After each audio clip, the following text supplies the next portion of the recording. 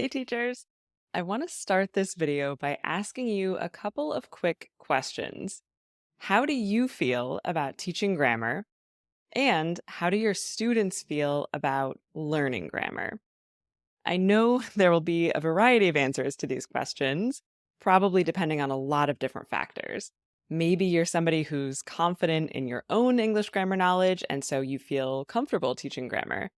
Maybe, if you're a native English speaker, on the other hand, you never really studied grammar in school, and so you find it difficult to analyze and explain.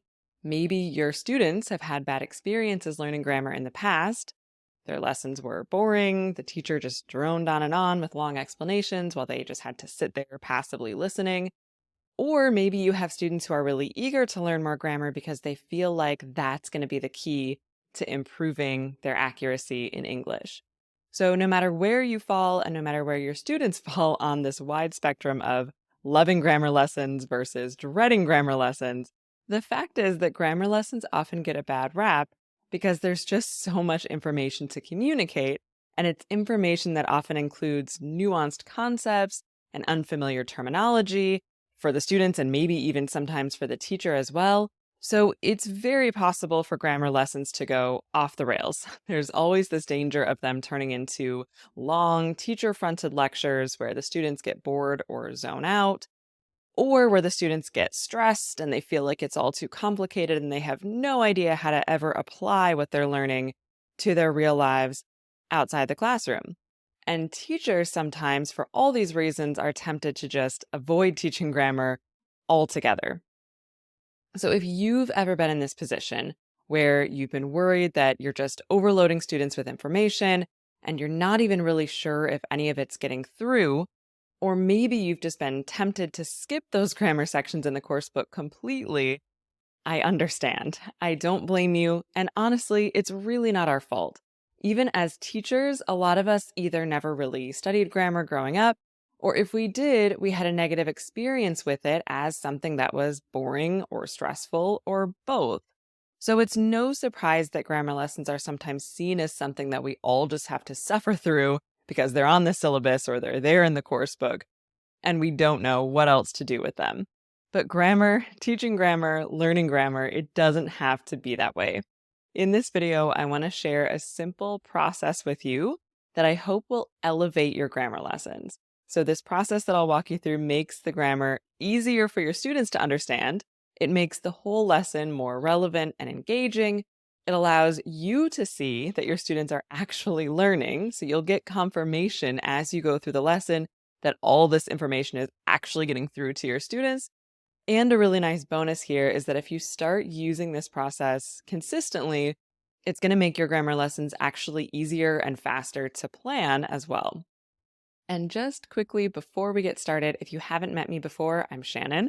Welcome and thank you for watching. I have been an English language teacher for many years. I am also a certified CELTA trainer, meaning I've been a teacher trainer for many years as well. So I've helped many teachers just like you not only feel more confident in their own knowledge of grammar, but also to make their grammar lessons more effective and more fun. So if you find this helpful or if this is something that you're interested in, go ahead and take just a quick moment to subscribe and like this video. It really helps support me in making more videos just like this one, and I try to put them out every week. All right, so now without further ado, here is my process for making grammar lessons more effective and more fun. Step 1, start with context. So when I say start with context, I mean we want to start with the topic, not the grammar. It's tempting to begin a grammar lesson by saying, today we're going to learn some grammar, or today let's improve our grammar. But why do you think this might not be the most effective way to begin your lesson? Well, number one, if students have had bad experiences with grammar in the past, they've found it difficult or they find it boring, then you may have just created a sense of dread in your students in the first 5 seconds of your lesson. So now their guards are up. They're instantly thinking, oh, no, I'm not going to like this. I'm bad at grammar. I don't want to do this. And that is not the way you want your students to feel at the very beginning of your lesson. The second reason is that if you start your lesson this way, today we're going to learn about grammar, it's kind of tough to go anywhere from there that isn't teacher fronted and kind of lectury. So, what naturally follows is an explanation of the grammar. Today, we're going to learn about grammar, and specifically, we're going to learn about the present perfect. Now, the present perfect is used, blah, blah, blah, right? It's easy to launch into this kind of lectury, long winded explanation rather than starting the lesson in a way that is interesting to the students and relevant to the students' daily lives. So instead, start with context. And just to be clear, again, the context is not the grammar. So even if I'm teaching a grammar lesson on the present perfect, the context is not the present perfect. That's my target language. That's the grammar that I'm attempting to teach. Yes. The context, though, is the topic or the theme. So to illustrate this, take a look at this 2-page spread from American English File 4, which is the upper intermediate level. So just by quickly scanning through these pages, can you identify the grammar, first of all, the target language that we want to teach? Yep, it's right over here in the section labeled grammar. We can see that the grammar being taught on this page or in this section of the book is used to, be used to, and get used to. But again, is that the context of the lesson? No, that's the target language. So looking at these pages, what's the context? What's the topic? What's the theme? Yeah, as you can see, it's sleep or sleep habits or problems with sleeping. So if you were teaching this lesson, that's where you want to start, with that topic. Instead of saying, we're going to learn about grammar, or we're going to learn how to use these structures, used to, be used to, get used to, right? That would be a super dry way to start your lesson. You could just use, for example, this question right here at the top of the page about the topic. Do you ever have problems sleeping? Or if you'd prefer, of course, you could come up with your own lead-in question or activity, anything related to this topic, to sleep. Again, it does not need to bring up the grammar at all yet. The students shouldn't even need to use that grammar that we're later going to focus on in answering that question. We're going to get to the grammar as we progress further into the lesson. We start just by bringing up a context in which the grammar will later occur. When it comes to context, you might be thinking, okay, well, this is great, but what if I don't have a course book with a ready-made topic? What if I just want to start from scratch and I have this grammar that I know I want to teach? Maybe my students have requested a lesson specifically about used to, be used to, and get used to. And so if I'm starting from scratch, where is this context coming from? Yes, we do still need to start with context. So in this case, it's up to you to come up with it. So to do this, what I would advise is that you take the grammar you want to teach and first think about why or when we use that particular grammar. Can you think of any situations in which that grammar is likely to occur? So used to, for example, is often used to talk about a past situation or a habitual action that's no longer true. Something I did in the past that I don't do anymore, or a situation in the past that isn't the case now. To be used to something is often used to talk about something that feels normal for me, right? And get used to is used to talk about something that's becoming normal, something I'm becoming accustomed to. Any situation where I can compare the past and the present, where there are some changes that have happened that I need to adjust to, there are things that I need to get used to, would work really well here as my context. So maybe my context could be bad habits that I've changed into healthy habits. I used to eat a lot of fast food, but now I cook dinner at home. Or I didn't used to get enough exercise, but now I go for a walk every morning. And at first, it was hard to wake up early every morning, but now I'm used to it. And I'm still getting used to eating vegetables for a snack instead of chips, right? Something like that. Or you could take a personal example from your own life. If I were designing this lesson, maybe I would take the example from my life that I recently moved into a new apartment. So there you go. That could be my context. I could compare my two apartments. I used to live on the 3rd floor. Now I live on the ground floor. Both apartments are a little bit noisy because they're in a big city, but that's okay. I'm used to living in a city and I'm used to the noise, right? Again, even though I'm starting with the situation and I'm thinking about example sentences in my planning process, the key is still that I'm not going to jump into the grammar right at the beginning of my lesson, right? We're just thinking about the topic. So at the beginning, when I first start my lesson, if I use that apartment context, I'm not actually giving the students those sentences with used to and be used to yet. Maybe I would begin the lesson just by showing a picture of my old apartment and my new apartment and just telling the students that I've moved recently, right? And asking them to compare my two apartments and see what they think. Or I could even make it more personal for them from the very beginning and ask if they've ever moved and to talk a little bit about what it was like. And then I could, talk about my move and introduce my old apartment and new apartment.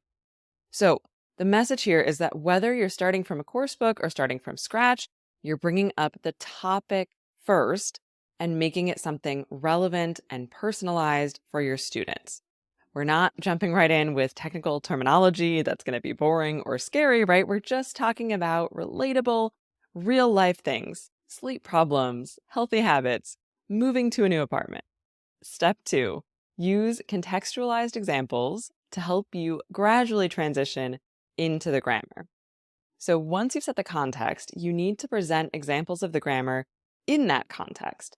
These example sentences can be introduced through a text or through a dialogue, something where students can see them in context or as part of a larger situation or conversation, and they can digest that situation before they're asked to analyze the grammar or before they receive any sort of complex teaching of the grammar.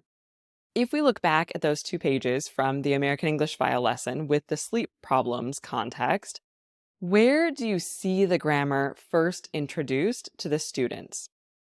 So if you look here, you'll see that the students are first meant to listen to a text, an audio text, in which 3 different people talk about their problems sleeping. And I know you can't see the actual audio transcript here, and we're not actually going to listen to the whole thing in this video. But there are a couple examples of the target language in the audio, right? Planted in the audio with used to, be used to, get used to. But notice that that's not what we draw the students' attention to first.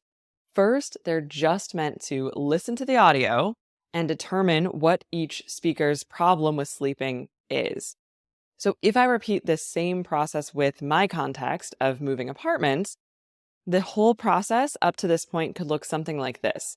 So step 1, I ask the students if they've ever moved into a new apartment and what their experience was like, personalized. Step 2, I tell the students that I recently moved to a new apartment, and then I show them a picture of my old apartment and my new apartment, and I share a couple of the differences of the things that I'm adjusting to. And in doing that, I can use some sentences with used to, be used to, and get used to. But I'm not asking the students to do anything with those sentences, with the grammar in those sentences yet. I'm not even drawing attention to the grammar in those sentences. I would just ask the students to first think about what are the big differences between my old apartment and my new apartment. So we always start with context and content before the grammar. Now, step 3, draw students' attention to the example sentences, which contain the grammar, and let them notice patterns. Once we've set the context, we've presented the grammar in the context, but not yet drawn students' attention to it, now we can finally isolate those example sentences with the grammar planted inside. But before we start explaining it, which is where things can tend to get boring and stressful and teacher-fronted, we're just going to ask students to notice the target grammar. Course books sometimes will have an exercise set up for you that does exactly that. Look back at our 2 pages from American English File 4, and you can see that the book does that here with this exercise. The students are asked to think about the grammar and the purposes by doing this matching task. With my apartment example, I could take 3 or 4 specific sentences that have used to or be used to or get used to in them, and I could pull those out, right, and put them on a slide or on the board if you're teaching in person, and let the students notice them. So this is where we transition into step 4. Step 4 elicit information about the grammar instead of explaining it. Essentially, what this means is that instead of telling students information about the grammar, ask them. Ask them information about the grammar based on what they've noticed in those contextualized example sentences. So to do this the most effectively, we can start with more general questions that gradually get more specific. So for example, we can start with a super general question. What do you notice about all of these sentences? What do they all have that's the same? So even if our students know nothing about how the grammar works, about the terminology, about what this is called, they're logical human beings. They can see the sentences. They can see that certain words are the same. Even if they don't know why, even if they don't know how it's functioning, they can tell that certain words are the same, right? In this case, all of the sentences have the word used in them. And they also have a verb in some form following used to. So students will most likely be able to point at least these basic things out, and they'll probably even notice certain patterns, right? That every time after used to, a verb follows, but not necessarily in the same form. And so we can help them by continuing to draw their attention to certain aspects of the grammar by asking more specific questions about those things, about the similarities and about the differences that they see in those example sentences.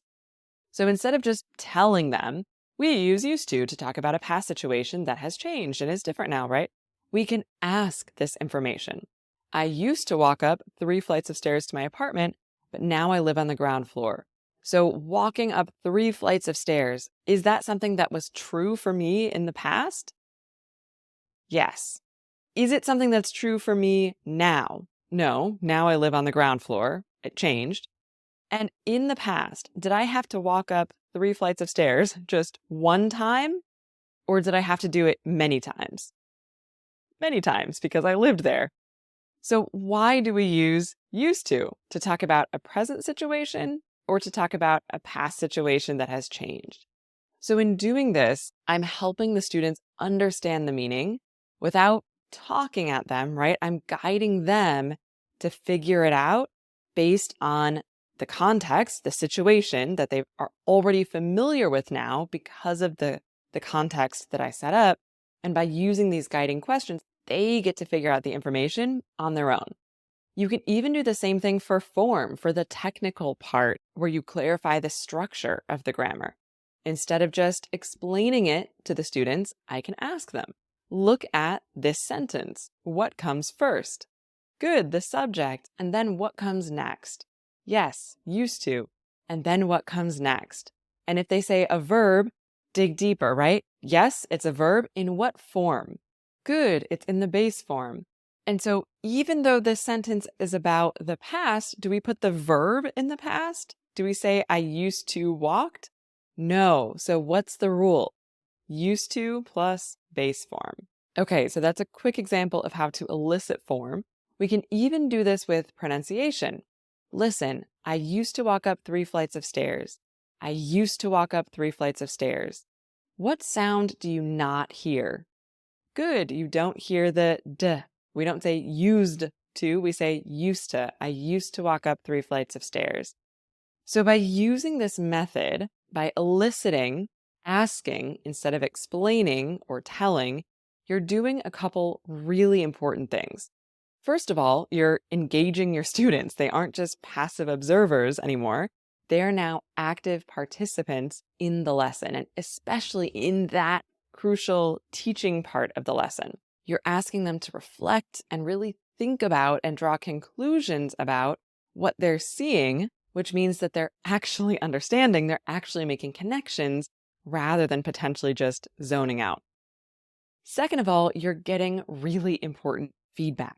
You're actually getting proof that your students are following you, that they're awake, that they're understanding you as they're answering each question that you ask them. And if they're not understanding, if they're getting those questions wrong, then you're going to figure it out right away. You're going to know that because they won't be answering your questions, right? They'll be staring at you blankly, or they'll be answering them incorrectly. So right away, that gives you the signal, okay, whoa, I need to stop and adjust. If you were just lecturing, if you were just talking at them, you would have no idea. So it's not a bad thing necessarily if your students don't get every question that you're eliciting correctly, or if they're a little confused at first. That's okay. The important thing is that you're getting this feedback from them and you know how and when to adjust as you go forward. And then finally, in eliciting instead of explaining, you're using a contextualized situation and you're asking about authentic examples that feel real life rather than talking about grammar in the abstract. This makes it much easier to understand. Now we have an authentic, relatable situation, right? Moving to a new apartment. And it makes it easier to see how we can actually apply this grammar to real life. Suddenly, it's not just this scary used to, be used to, get used to, right? It's something that students have maybe done before or can relate to. And they can see now, oh, okay, anytime I want to compare a change, something different now than before, I can use this grammar. And finally, that brings me to step 5 of this process. Step 5, provide plenty of practice with the new grammar. In the final few stages of the lesson, the best thing to do is to allow the students plenty of time and freedom to really use the grammar. This is where everything comes together and they get to put into practice what they now know. So typically, this will start with a more controlled practice exercise where you test accuracy, where students can maybe fill in the blank or do some sort of exercise that's repetitive and where there's one correct answer for each prompt. So this allows them to kind of test themselves and see if they can get it right. And then the bulk of that final stage of the lesson should be in freer practice. So a freer practice exercise is something that's designed to help the students use the grammar in a more personalized, fluent way. You want to leave a lot of time for this. The students should have the opportunity to do a more involved speaking activity or maybe writing activity, anything that's going to get them talking and engaging and really using the grammar. This could be a role play, it could be a conversation, it could be a more complex task or maybe project that they have to do, something that allows them to use the grammar in freer, more fluid speech. So this is going to be that final piece that really helps them prove that they can use the language they've studied in that lesson in their lives outside of the classroom. I know that was a lot of information, so let's just quickly review the steps in this process so that you can feel confident implementing them into your own lessons. So step 1 is to set context or a topic for the lesson first. Step 2 is to present the grammar in a way that is contextualized without drawing attention to it yet. In that stage, students should be able to read the text or listen to the dialogue just to get the content of it before you even draw attention to the grammar. Step 3 is where you pull example sentences out directly from that text or that dialogue or whatever it is, and then you draw students' attention to those example sentences and help them start to notice the grammar that's occurring in those sentences. Step 4, you elicit information about meaning, form, and pronunciation instead of explaining it to the students. And then finally, step 5 is to provide plenty of practice for the students to really use that grammar in a more controlled way and finally a freer way so they can feel more confident using that grammar in their lives going forward. All right, I hope you found this helpful. And if you do implement this process into your own lessons, please leave me a comment and let me know. And if you have any questions about how this works or why this works or about grammar lessons in general, definitely leave me a comment and let me know because I always love to hear from you. All right, everybody, happy grammar teaching. I'll see you in the next video.